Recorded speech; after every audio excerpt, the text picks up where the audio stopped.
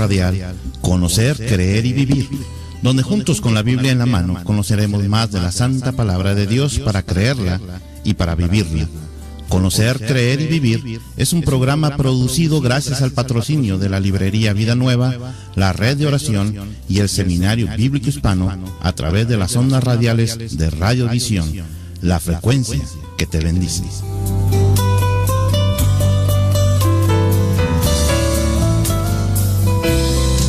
Hola, soy Marta Polo. Te invito para que nos escuches a través de Radio Visión en nuestro programa Conocer, Crecer y Vivir los lunes y viernes de 1 a 1:30 p.m. Te esperamos.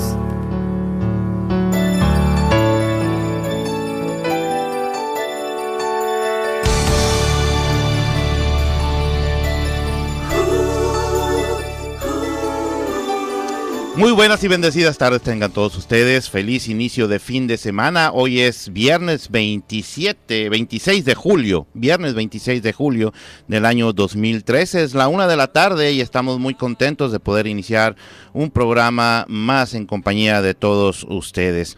Marta Polo se encuentra fuera de la ciudad. Ella está en la Ciudad de México. Regresa la próxima semana. Así que mientras tanto, bueno, vamos a estar aquí platicando nosotros, siguiendo con este estudio del libro de los Hechos. El día de hoy otra vez me acompaña mi hija Yajaira, que está aquí con nosotros. Yo estoy muy contento de sus vacaciones. Ella decidió pasarse tiempo conmigo y eso me llena de gozo. Así que gracias, mijita. También quiero agradecer a mis papás que están allá en la ciudad de McAllen, Texas, y nos están viendo ahora mismo a través de la internet en el www.radiovisionchicago.com, www.radiovisionchicago.com. Gracias por los dulces y los mazapanes y los cacahuates que enviaron desde Monterrey, Nuevo León. Y gracias a mi hija Yajaira, que cuando se fue con su esposo Erwin a Nueva York, también nos trajo un regalito de por allá. Muchas gracias. También queremos recordarles que estamos por iniciar un semestre más en el Seminario Bíblico Hispano. Si usted, el Señor ha despertado en usted la inquietud de estudiar, de prepararse cada vez mejor, el Seminario Bíblico Hispano inicia un semestre de clases el día 19 de agosto, lunes 19 de agosto, empiezan las clases en el Seminario Bíblico Hispano. Y ahí usted puede estudiar alguna de las diferentes materias, tanto bíblicas como teológicas, o tal vez alguno de los ministerios que ofrece el Seminario Bíblico Hispano, como tal vez consejería, o como tal vez los programas de lazos de familia, o como el programa GED, o como programas de computación. En fin, tantas cosas, tanta variedad, una gama de servicios que ofrece el Seminario Bíblico Hispano, que empieza sus clases el día 19 de agosto, y sería muy importante que usted pueda entonces prepararse, considerarlo una muy buena opción, con una muy buena calidad de enseñanza a un muy bajo costo. Para que tenga una idea, este semestre de otoño se van a dar algunas materias como por ejemplo la vida de Cristo, consejería de grupo, español para el estudio de la Biblia, tan importante el español para el estudio de la Biblia, no nada más para conocer las reglas gramaticales, sino para aprender a expresarnos con propiedad, teología sistemática, discurso público y comunicación grupal, que voy a tener el privilegio de impartir esa clase este semestre. Si usted quiere aprender a hablar sin miedo frente de un público, a quitarse las muletillas, esta es una buena oportunidad para poderlo hacer. Clases como los profetas menores, como introducción a la administración de la iglesia, teología del Antiguo Testamento, síntesis del Nuevo Testamento, apologética, ministerio familiar hispano, métodos de investigación documental y redacción, principios de evangelismo y discipulado, el libro de los Salmos, introducción a la filosofía. ¿Qué más tenemos aquí? Y alcoholismo y sustancias químicas. Así que es una gran variedad de materias y servicios o ministerios que ofrece el Seminario Bíblico Hispano. Y vamos a seguir dando más información en cuanto regrese Marta, pero por ahí apunte ya la fecha. Empezamos en agosto, lunes 19 de agosto de este año. Y también me está pasando mi hermano Laredo, a quien también le doy muchas gracias, porque desde que llegamos está él también muy pendiente de los controles y hace posible que esto llegue hasta sus hogares y también hasta sus computadoras. Nos dice que nos están escuchando allá en San Juan, Texas, así que un saludo para todos ustedes. Muchísimas gracias por estarnos escuchando hasta allá, y esperamos que el Señor pueda hablar a sus corazones como habla a nosotros aquí hoy. Y vamos a empezar entonces a retomar nuestro estudio, así que si tiene su Biblia a la mano, le invitamos a que la abra allá en el libro de los Hechos, capítulo 6. Hoy vamos a iniciar el capítulo número 6 del libro de los Hechos. Si ya tiene su Biblia a la mano, entonces vamos a leer en el nombre del Padre, del Hijo y del Espíritu Santo, y el pueblo de Dios dice, amén. En aquellos días, como creciera el número de los discípulos, hubo murmuración de los griegos contra los hebreos, de que las viudas de aquellos eran desatendidas en la distribución diaria.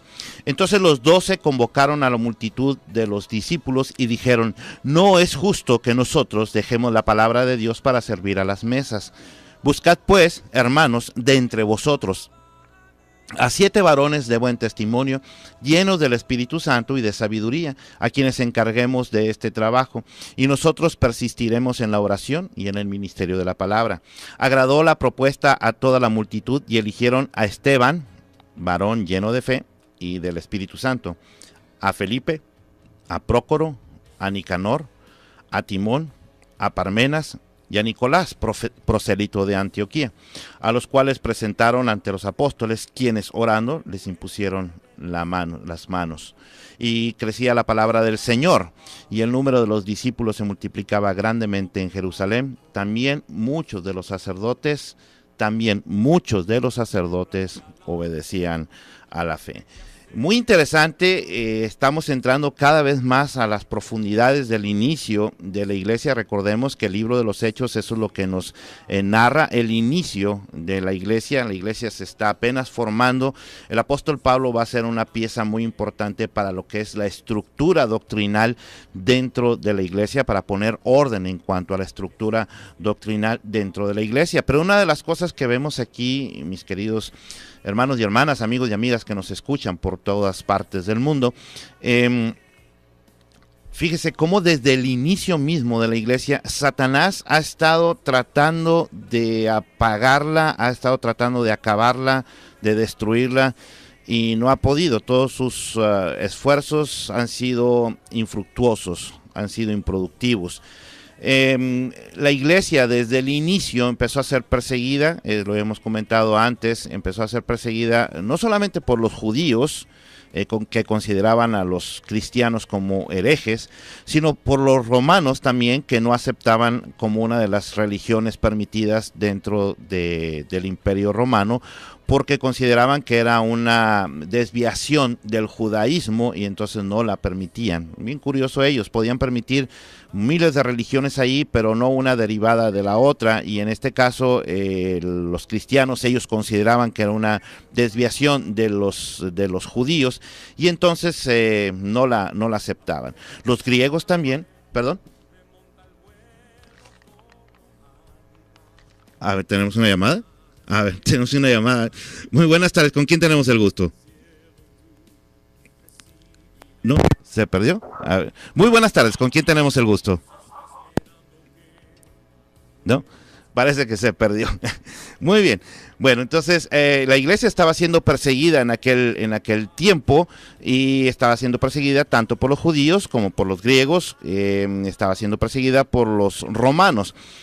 Pero ¿sabe qué es lo que sucedió? Que con todos esos esfuerzos, en lugar de que la iglesia se detuviera, lo que pasó es que la iglesia se extendió. Porque cada vez que Satanás perseguía a la iglesia, lo que sucedía es que los miembros de la iglesia se iban a otras ciudades y ahí empezaban a predicar el evangelio de Cristo. Así de que esos esfuerzos de Satanás por acabarlos resultó infructuoso. Pero mire, Satanás es muy inteligente, el tipo no duerme.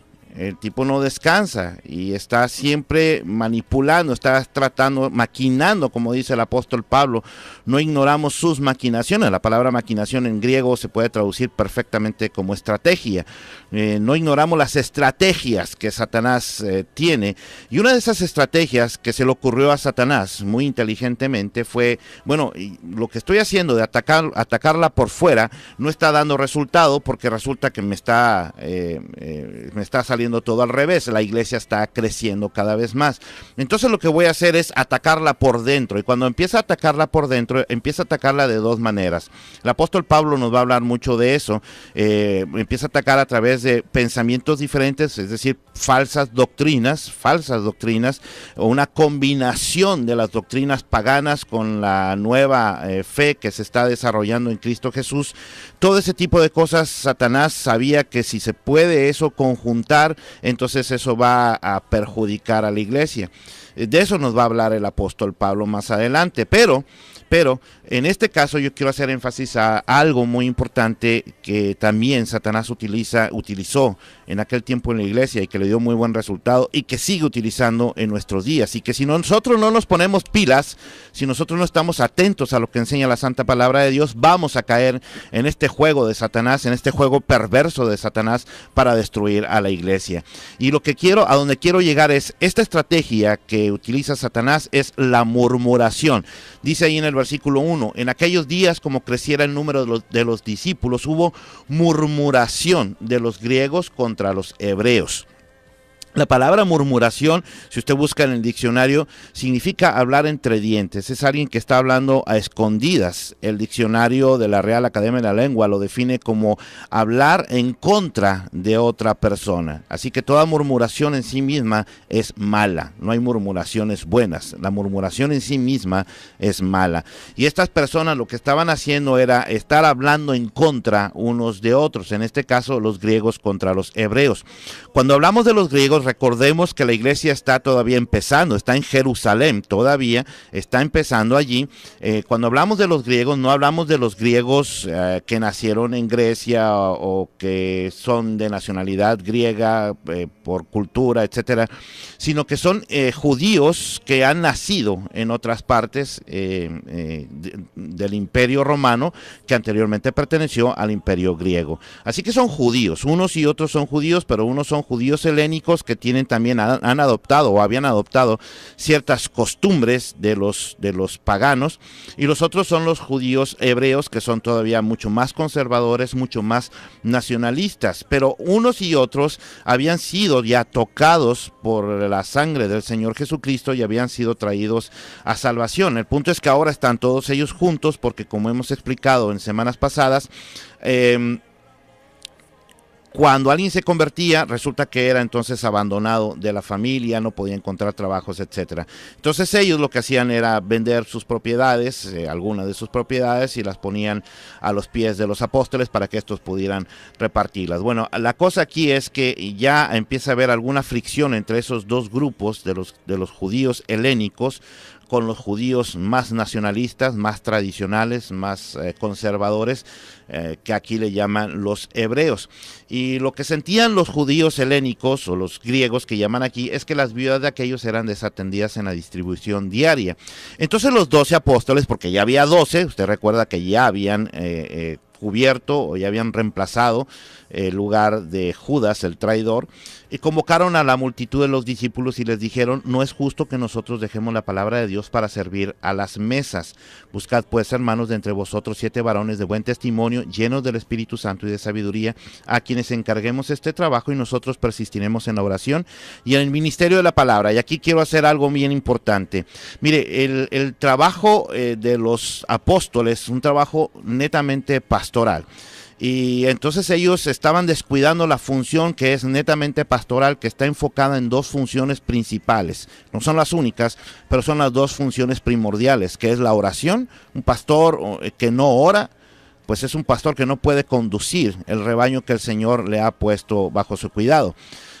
Así que, y ellos ya no estaban orando, ya no estaban teniendo tiempo de orar, porque estaban haciendo otra serie de labores, no que no sean importantes, son muy importantes, pero no son las determinantes de este ministerio en particular. Y el otro es la enseñanza de la palabra, la oración y la enseñanza de la palabra.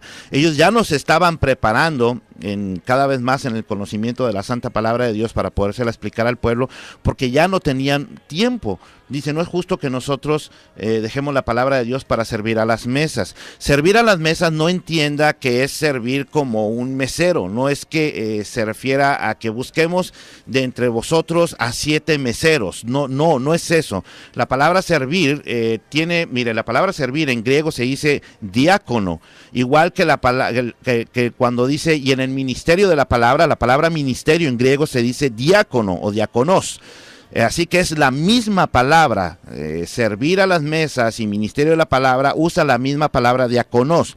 ¿Qué significa? Que son 2 ministerios y por lo tanto no está refiriéndose a aquel que va y es un mesero, aquel que va y sirve platos a la mesa, sino que cuando habla de servir las mesas se refiere a aquel que se encarga de toda la parte administrativa que esto conlleva. Tal vez el que maneja los dineros, las finanzas de esta congregación que se está empezando a formar. Y entonces dice, nosotros no podemos estar metidos ahí todo el tiempo o empezamos a distribuir dinero, administrar dinero, manejar dinero, o empezamos nosotros o nos dedicamos a lo que el Señor nos ha llamado a hacer a nosotros, pastores, que es la oración y la enseñanza de la palabra. Así es que busquemos 7 hombres llenos de fe, dice, llenos del Espíritu Santo y llenos de sabiduría. Mire, para servir mesas, para poner platos, no se necesita sabiduría ni se necesita estar lleno del Espíritu Santo. Y si no me cree, pues pregúntele a cualquier mesero de cualquier restaurante a donde usted va, que no son creyentes. O sea, no se necesita eso. Así que no está hablando el apóstol aquí de estar lleno del Espíritu Santo para servir platos, sino que se necesita estar lleno del Espíritu Santo y de sabiduría, que tengan buen testimonio para poderles encargar la parte financiera de este ministerio. Alguien que sabemos que no va a hacer mal uso de los dineros para que nosotros no estemos enfocados en la parte monetaria de la iglesia, sino en la parte que corresponde al ministerio del pastor, que es la parte de la enseñanza y la parte de la oración.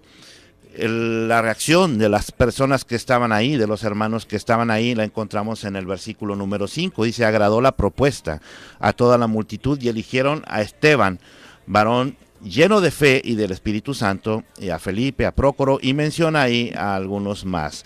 Nosotros nos vamos a enfocar más adelante mucho en Esteban y en Felipe. Pero mire, cuando las cosas de Dios se hacen en orden, como aquí nos está enseñando la palabra de Dios, a actuar en orden, hay un resultado.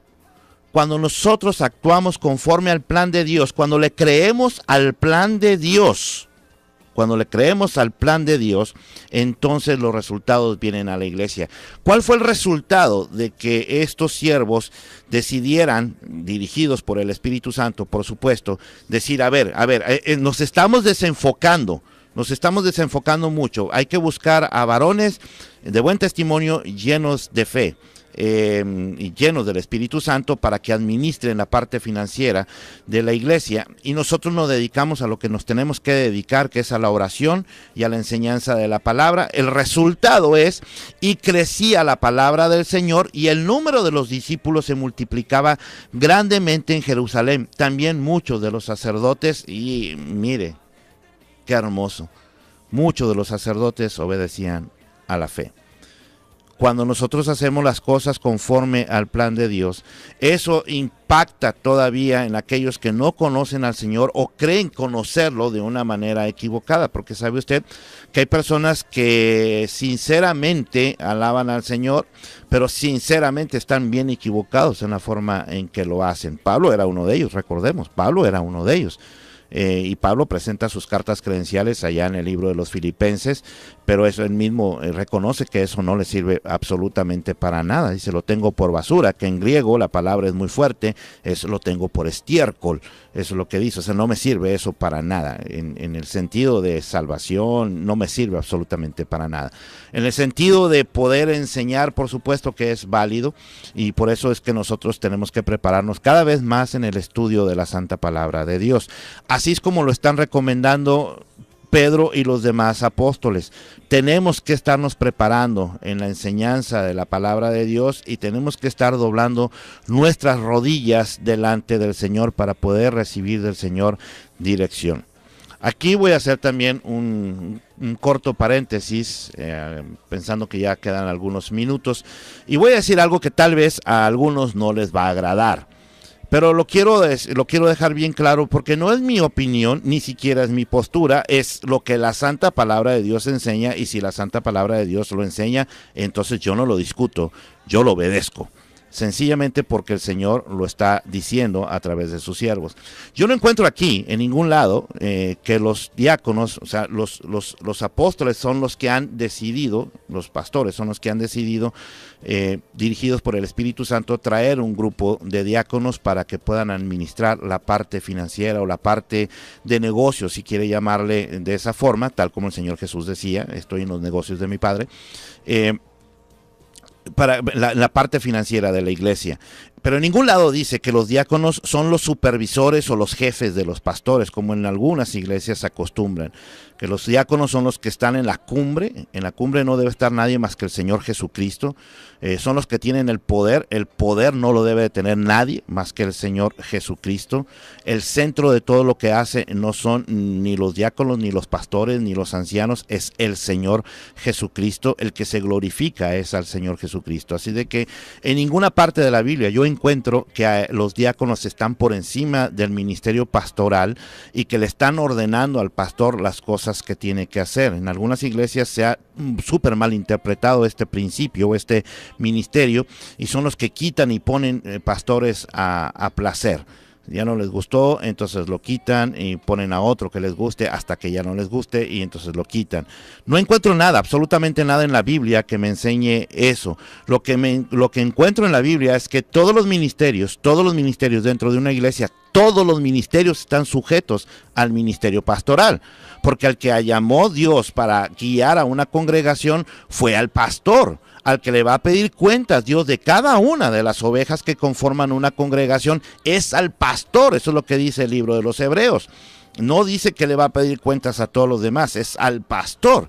Entonces, amigos, amigas, hermanos y hermanas que nos escuchan y que en sus congregaciones tienen esa idea de que los diáconos son supervisores o jefes de un pastor, por amor a Dios, volvamos a la santa palabra de Dios, volvamos a lo que dicen las Escrituras, dejen trabajar al siervo, dejen trabajar al pastor, dejen trabajarlo para que él pueda entonces cumplir con aquel propósito que Dios le llamó. Y no es que estoy dando un testimonio de la iglesia, ni mucho menos. En la Iglesia Evangélica Bautista de Kildare Avenue tienen muy claro el concepto y tienen muy claro todo lo que desarrolla cada uno de los diferentes ministerios y trabajamos en equipo. Yo no soy jefe de nadie porque la Biblia nos enseña que el que quiera ser el mayor tiene que ser el servidor de todos, y en la iglesia de Kildare pues eso es lo que hacemos. Pero sí estoy hablando de que sí, en muchos lugares eso es un hecho, se da eso en donde hay un grupo de personas que son los que tienen el poder dentro de la iglesia. Volvamos a lo que enseñan las Santas Escrituras.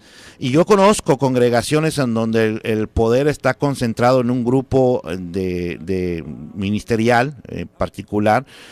Y déjenme les digo una cosa, no crecen esas iglesias porque no están siguiendo el plan de Dios, porque no le han creído a Dios. Cuando usted sigue el plan de Dios, cuando usted se centra en el propósito de Dios, el resultado está en el versículo número 7. Y crecía la palabra de Dios y el número de discípulos se multiplicaba grandemente en Jerusalén, y también muchos de los sacerdotes obedecían a la fe. Quiere impactar no solamente a los que están dentro de la congregación para que estén más firmes en la fe, pero sobre todo a aquellos que no conocen del Señor Jesucristo. Entonces sea obediente al plan de Dios, sea obediente al plan de Dios, sujétese a lo que enseña la santa y bendita palabra de Dios, y yo le garantizo, se lo firmo, no porque yo lo esté inventando, sino porque la palabra de Dios nos lo enseña, y yo lo puedo decir con toda autoridad y con toda seguridad. Entonces, si usted se sujeta al plan de Dios, el resultado es que va a crecer la palabra del Señor y el número de los discípulos se va a multiplicar cada vez más y más. Muy interesante. Entonces, alguna de las cosas que podemos ver aquí también nos enseña sobre cuáles son las características entonces que debería tener una persona que sirve dentro del ministerio. Una persona que sirve dentro del ministerio debe ser una persona con integridad, es decir, que dé buen testimonio. Debe ser una persona que tiene piedad, es decir, que está lleno del Espíritu Santo, que tiene sensibilidad en su corazón y que tiene muchísima capacidad, es decir, mucha sabiduría para saber cómo debe hacer las cosas conforme al plan de Dios y creerle a Dios, no importa las cosas que se vengan. Y bueno, aquí vamos a parar hasta el día de hoy. El lunes vamos a ver desde el versículo número 8 en adelante, así que nos vamos a despedir ya.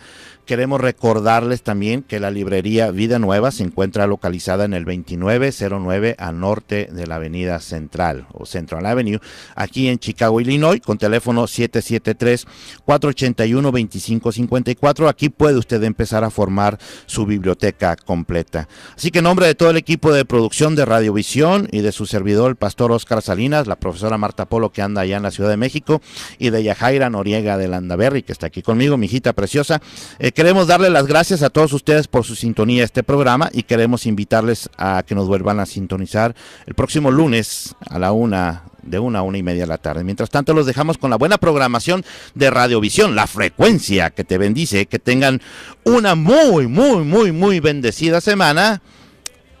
Que el Señor les bendiga. Hasta la próxima.